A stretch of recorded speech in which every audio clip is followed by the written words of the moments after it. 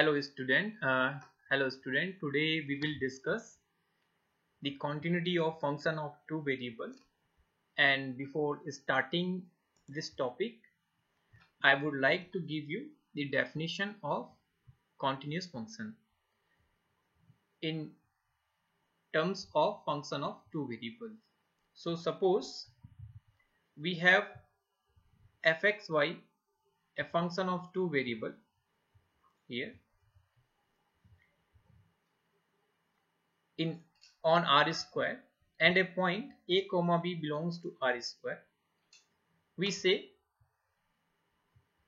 the function fxy is continuous at point a comma b if for any given epsilon greater than 0 there exists a neighborhood, say capital N, of point a comma b such that the mod value of fxy minus f of ab is strictly less than epsilon for all values of xy belongs to neighborhood of a comma b. And then we can write it as symbolically limit xy tends to a comma b, f of x comma y is equal to f of a comma b. So this is the definition of continuous function at a point a comma b. So for continuity we need neighborhood of a point for which the mod value of fxy minus f of ab is less than epsilon for all xy belongs to that neighborhood. Now we will illustrate this concept with the help of an example. So here we have to check the continuity of the following function at point 0 comma 0, and the function is defined as f of xy is equal to xy whole upon square root of x square plus y square when xy is not equal to 0, both are not equal to 0, and when x comma y both are equal to 0, in that case only its value is equal to 0. So this is a well defined function. You can find the value of function at each point. Suppose we want to find the value of function at 1 comma 0, then its value will be, in place of x we will use 1 and in place of y we will use 0. So here if we put 0, it become 1 into 0 is 0. The value of function is at 1 comma 0 is 0. Similarly we can find the value of function at 1 comma 1. It become 1 into 1 is 1 upon 1 plus 1 is 2, that is 1 upon the square root of 2. So the value of function only at origin is 0, otherwise we can find the value of function from this function, this rule. So now we will check its continuity.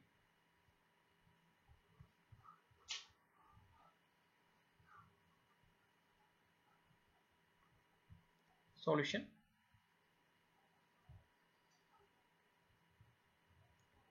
So firstly we find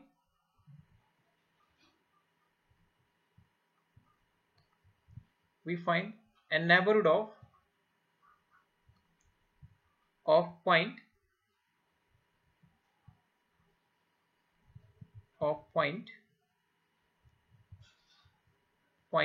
a comma 0 comma 0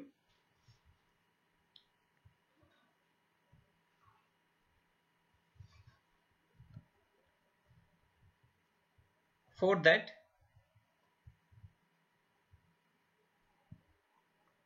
let us suppose delta is greater than 0 and capital N is a set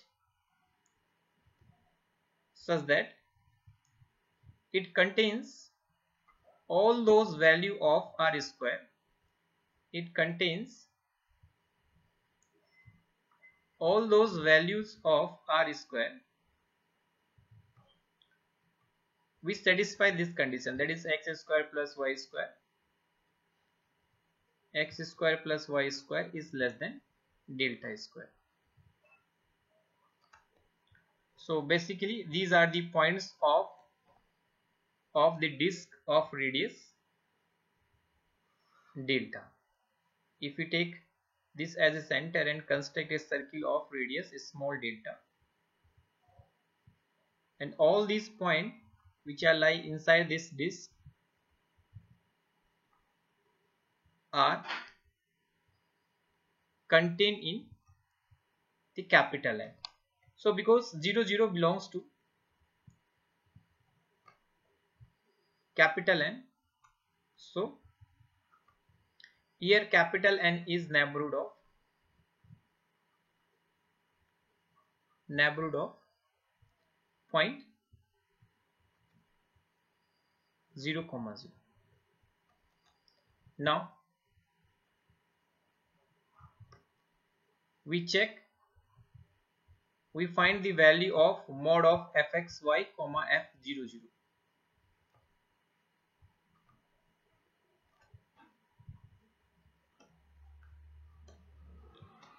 We see here the value of fxy is y upon x square plus y square, and the value of f00 is 0. We can write it as xy upon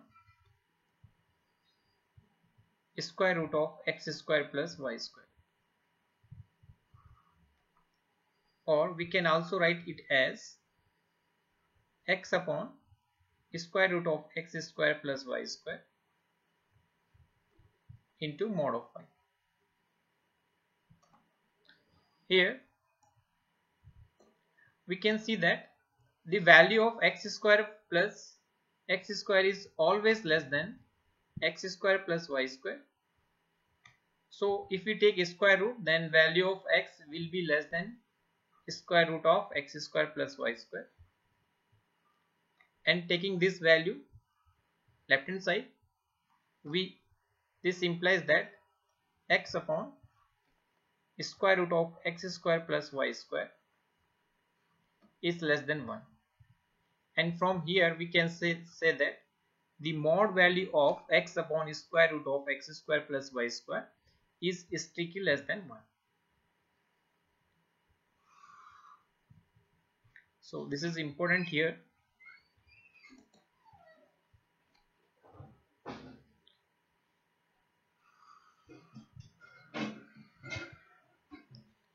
Now using this inequality, we can say that the mod value is less than mod of y, mod value of fxy comma f of 0 0. But mod y is less than delta. Why? Why? Because x square plus y square always satisfy this condition. So from here we can say that y square is also less than del square, and from here y is less than delta. So mod of fxy minus f00 is less than delta. If we take delta is equal to epsilon,